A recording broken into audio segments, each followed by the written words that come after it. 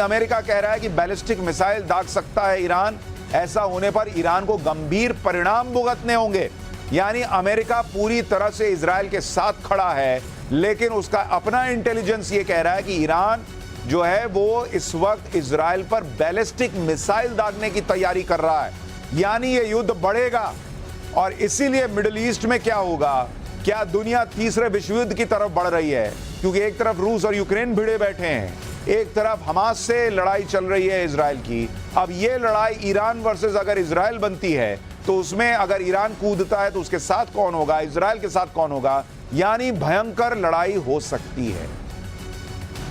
लेकिन आपको यह भी जानना चाहिए कि जिस बैलिस्टिक मिसाइल से ईरान हमला कर सकता है वो बैलिस्टिक मिसाइल होती क्या है? दरअसल बैलिस्टिक मिसाइल वो मिसाइल होती है जिससे टारगेट सेट करके हमला किया जाता है। बैलिस्टिक मिसाइल में जैसे ही टारगेट सेट हो जाता है तो इससे निकली हुई मिसाइल सेट किए हुए टारगेट तक पहुंचने के बाद ही फटती है, भले ही टारगेट मूविंग क्यों ना हो। मतलब टारगेट अगर हिल रहा है तो ये नहीं कि अरे यहां मारना था और ये हिल गया तो इधर जाके मार दिया, नहीं, वो पीछे पीछे लग के उधर ही मारेगी।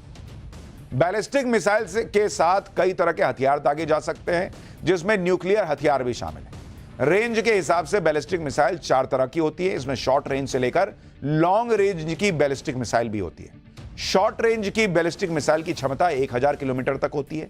लॉन्ग रेंज वाली जो मिसाइल होती है बैलिस्टिक, वो 5500 किलोमीटर तक अपना काम कर सकती है। अगर किसी सूरत में ईरान ने इजराइल पर बैलिस्टिक मिसाइल दाग भी दी तो इजराइल को नुकसान होने की आशंका कम है, क्योंकि इजराइल के पास अपना मजबूत एंटी मिसाइल सिस्टम है, यानी आयरन डोम। यह एक all weather air defence system है जो 70 किलोमीटर दूर से ही आती हुई मिसाइल को डिटेक्ट कर लेता है। यह देखो उधर से आ रहा है और वहीं हवा में मार देता है उस मिसाइल को। हमास की तरफ से अब तक जितने रॉकेट इजराइल की तरफ दागे गए उसमें से 90% से ज्यादा रॉकेट को यह आयरन डोम तबाह कर चुका है। इजराइल के मजबूत डिफेंस सिस्टम का सबसे अहम हिस्सा है डेविड स्लिंग। यह इजराइल में ही जादुई छड़ी के नाम से फेमस है। डेविड स्लिंग इजराइल के आयरन डोम का वो हिस्सा है जो अपने खिलाफ लॉन्च सभी मिसाइल को डिटेक्ट करके उसे तबाह करता है। डेविड स्लिंग की सबसे खास बात यह है कि वो एडवांस मिसाइल को भी आसानी से डिटेक्ट करके तहस नहस कर देता है। यानी ईरान प्लान तो बना रहा है, पर तुम घुसोगे कैसे? वहां आयरन डोम है भाई, वो हवा में फोड़ देता है वैसे ही। इजराइल यह बात जानता है कि ईरान बौखलाया हुआ है, गुस्से में कुछ भी कर सकता है, इसलिए इजराइल ने भी पहले से अपना होमवर्क किया हुआ है। अगर ईरान ने कोई हिमाकत की तो इजराइल भी ईरान के साथ वो खेल कर सकता है जैसा उसने लेबनान में हिजबुल्लाह के साथ किया। लेबनान में पेजर ब्लास्ट के बाद ईरान में आईफोन ब्लास्ट की आशंका जताई जा रही है। ईरान के एक पूर्व मंत्री और सांसद ने कहा है कि ऐसी आशंका है कि ईरान में आईफोन फट सकते हैं। अब ये आशंका है, लेकिन चूंकि पेजर फट गया, वॉकी टॉकी फट गया, तो क्या ही नहीं फट सकता? तो लोगों को लग रहा है कि भाई वहां ईरान में ऐसा ना हो कि आईफोन फटने लग जाए या मोबाइल फोन फटने लग जाए।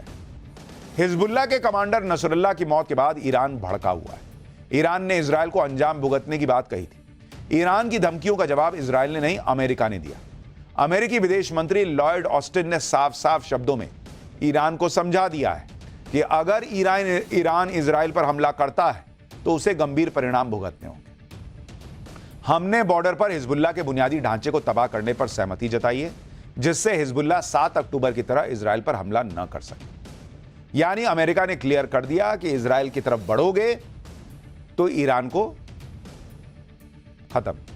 इसके बाद इजराइल ने लेबनान बॉर्डर पर हिजबुल्लाह के ठिकानों को तबाह कर दिया। यह है इजराइल के काम करने का तरीका। जो प्लान किया उसे फौरन एग्जीक्यूट भी किया। अच्छा, चाहे हमास हो या फिर हिजबुल्लाह, इजराइल के हमले से दोनों बर्बाद हो गए। ये दोनों ही मुस्लिम संगठन हैं। इजराइल के हमले का विरोध मुस्लिम देश तो कर रहे हैं, लेकिन इन संगठनों की मदद नहीं कर पा रहे। इसकी वजह भी आपको जाननी चाहिए। क्या वजह है कि मुस्लिम देश चाहकर भी इजराइल के खिलाफ कोई एक्शन नहीं ले पा रहे? हिजबुल्लाह के खिलाफ इजराइल की जंग में अमेरिका इजराइल के साथ खड़ा है, इसलिए कोई मुस्लिम देश चाहकर भी इजराइल के खिलाफ जंग नहीं कर पा रहा। इतना ही नहीं, 3 मुस्लिम देश तो ऐसे हैं जो हिजबुल्लाह के खिलाफ जंग में इजराइल की मदद कर रहे हैं या कर चुके हैं। ये 3 देश कौन हैं, कैसे इजराइल की मदद की, वो भी आपको बताता हूं। पहला देश तो जॉर्डन है। अप्रैल में जब ईरान ने इजराइल पर मिसाइल हमला किया तो जॉर्डन ने इजराइल का साथ दिया था। जॉर्डन ने ईरान के ड्रोन को रोका और इजराइल को अपने हवाई क्षेत्र में आने की अनुमति दी। जॉर्डन की मदद से इजराइल ने ईरान के मिसाइल और ड्रोन मार गिराए थे। दूसरा मुस्लिम देश है सऊदी अरब। सऊदी अरब ने इजराइल को ईरान से जुड़ी खुफिया जानकारियां दी थी। सऊदी अरब पहले ही साफ कर चुका है कि वो ईरान के हमले के खिलाफ। तीसरा मुस्लिम देश है यूएई। संयुक्त अरब अमीरात ने भी ईरान से जुड़ी जानकारियां इजराइल को दी। इसी वजह से ईरान को हमले को रोकने में इजराइल सफल हो पाया। यानी मुस्लिम देश इजराइल का साथ दे रहे हैं और खुलकर कह रहे हैं कि ईरान आतंकवाद का समर्थन कर रहा है। दुनिया को ईरान से पहले ही दूरी बना लेनी चाहिए। ईरान से तो इजराइल बाद में निपटेगा, अभी हिजबुल्लाह से हिसाब बराबर कर रहा है। इजराइल ने लेबनान में सेना उतारी हुई और अब हिजबुल्लाह और इजराइल की सेना जमीन पर आमने सामने आ गई। अगर ताकत की बात की जाए तो इजराइल के आगे हिजबुल्लाह के पास केवल 1 लाख ही जमीनी लड़ाके हैं और हथियार के नाम पर मिड और शॉर्ट रेंज मिसाइलें हैं। बहुत लिमिटेड संख्या में लॉन्ग रेंज मिसाइल है, जबकि इजराइल की आर्मी हिजबुल्लाह से 5 गुना ज्यादा है और हथियारों के मामले में तो इजराइल का खैर कोई मुकाबला ही नहीं है। वैसे बैटल ग्राउंड में इजराइल की सेना का पहले भी हिजबुल्लाह से सामना हो चुका है। साल 2006 में भी इसी तरह इजराइल ने अपनी सेना दक्षिणी लेबनान के अंदर उतार दी थी। हिजबुल्लाह के खिलाफ तब इजराइल का ऑपरेशन 12 जुलाई को शुरू हुआ और 34 दिन चला। युद्ध के पहले ही दिन इजराइल ने हिजबुल्लाह के ठिकानों को तबाह कर दिया था। इजराइल के हिजबुल्लाह के मकान, ब्रिज और रोड पर भी कब्जा कर लिया था। 34 दिन तक चली इस लड़ाई में हिजबुल्लाह को बहुत नुकसान हुआ, 600 आतंकी मारे गए।